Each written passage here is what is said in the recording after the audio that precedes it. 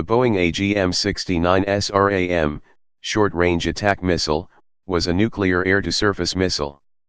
It had a range of up to 50 nautical miles, 93 kilometers, 58 miles, and was intended to allow U.S. Air Force strategic bombers to penetrate Soviet airspace through the neutralization of surface-to-air missile defenses.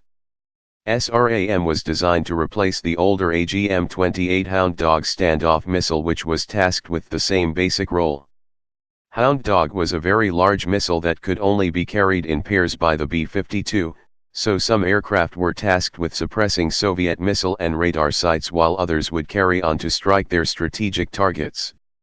SRAM was so much smaller that a number could be carried along with other weapons, allowing a single aircraft to blast its own way through to its targets.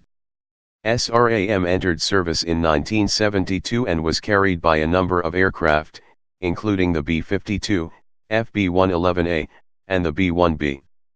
In September 1980 a ground fire raised concerns about the safety of the warhead, and in 1990 they were temporarily removed from service while safety checks were carried out. These revealed a number of the missile's rocket motors had developed cracks that could have resulted in them exploding when launched. The SRAM was removed from service in 1993, by which time its mission was rendered obsolete by the introduction of the AGM-86, which could be launched from far outside the range of Soviet weapons, and no longer required the bombers to penetrate Soviet defenses. History. The Air Force had been considering the idea of a medium-range missile to attack air defense sites since the mid-1950s.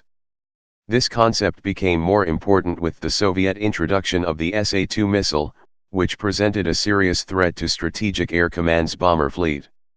The first attempt to address this role led to the GAM-67 crossbow, which flew for the first time in 1956.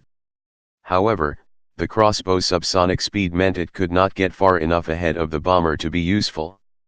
A supersonic development, the longbow, was under development, but ultimately cancelled as well. The role was finally filled by the AGM-28 Hound Dog, a much larger supersonic missile. The Hound Dog served the dual purpose of attacking defense sites as well as being a standoff missile to use against strategic targets so that the bombers did not have to approach them. However, Hound Dog was so large that only two could be carried by a B-52, and only if it removed all other weapons. A more practical system specifically for the counter-defense role was highly desirable. The requirement for the weapon was issued by the Strategic Air Command of the United States Air Force in 1964, and the resultant AGM-69A SRAM contract was awarded to Boeing in 1966. After delays and technical flaws during testing, it was ordered into full production in 1971 and entered service in August 1972. It was carried by the B-52, FB-111A, and, for a very short period starting in 1986, by B-1Bs based at Dallas AFB in Texas. SRAMs were also carried by the B-1Bs based at Ellsworth AFB in South Dakota, Grand Forks AFB in North Dakota, and McConnell AFB in Kansas up until late 1993. SRAM had an inertial navigation system as well as a radar altimeter which enabled the missile to be launched in either a semi-ballistic or terrain-following flight path. The SRAM was also capable of performing one major maneuver during its flight which gave the missile the capability of reversing its course and attacking targets that were behind it, sometimes called an over-the-shoulder launch. The missile had a circular error probable, CEP, of about 1,400 feet, 430 m, and a maximum range of 110 nautical miles, 200 kilometers. The SRAM used a single W-69 nuclear warhead with a variable yield of 17 kilotons as a fission weapon, or 210 kilotons as a fusion weapon with tritium boost enabled. The aircrew could turn a switch on the Class 3 command to select the destructive yield required. The SRAM missile was completely coated with 0.8 in, 2.0 centimeters, of soft rubber, used to absorb radar energy and also dissipate heat during flight. The three fins on the tail were made of a phenolic material, also designed to minimize any reflected radar energy. All electronics, wiring, and several safety devices were routed along the top of the missile, inside a raceway. On the B-52 SRAMs were carried externally on 2 wing pylons, 6 missiles on each pylon, and internally on an 8-round rotary launcher mounted in the bomb bay. Maximum loadout was 20 missiles. The capacity of the B-1B was 8 missiles on up to 3 rotary launchers, 1 in each of its 3 stores bays, for a maximum loadout of 24 missiles, all internal. The smaller FB-111A could carry 2 missiles internally and 4 more missiles under the aircraft's swing wing. The externally mounted missiles required the addition of a tail cone to reduce aerodynamic drag during supersonic flight of the aircraft. Upon rocket motor ignition, the missile tail cone was blown away by the exhaust plume. About 1,500 missiles were built at a cost of about $592,000 each by the time production ended in 1975. The Boeing company subcontracted with the Lockheed Propulsion Company for the propellants, which subsequently closed with the end of the SRAM program. An upgraded AGM-69B was proposed in the late 1970s, with an upgraded motor to be built by Thiokol and a W-80 warhead, but it was cancelled by President Jimmy Carter, along with the B-1A, in 1978. Various plans for alternative guidance schemes, including an anti-radar seeker for use against air defense installations and even a possible air-to-air missile version, came to nothing. A new weapon, the AGM-131 SRAM-2, began development in 1981, intended to arm the resurrected B-1B, but it was cancelled in 1991 by President George Bush, along with most of the U.S. strategic modernization effort, including Peacekeeper Mobile, Rail, Garrison, Midgetman Small ICBM and Minuteman III modernization, in an effort by the U.S. to ease nuclear pressure on the disintegrating Soviet Union. In June 1990, Defense Secretary Dick Cheney ordered the missiles removed from bombers on alert pending a safety inquiry. A decade earlier in September 1980, a B-52H on alert status at Grand Forks AFB in northeastern North Dakota experienced a wing fire that burned for 3 hours, fanned by evening winds of 26 miles per hour, 42 kilometers per hour.